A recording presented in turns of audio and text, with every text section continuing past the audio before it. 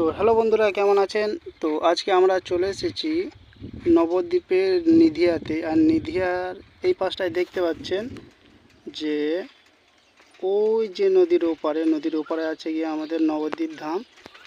আর এই যে রয়েছে ছাড়িগঙ্গার মধ্যেখানে যে দ্বীপটা, প্রতি বছর সবাই আপনার পূর্বস্থলী চুপিতে আসে, চুপিটা আছে ও পারে। আর এই দেখুন ছাড়িগঙ্গাটা ওইটা দিয়ে ঘুরে ঘুরে আসছে।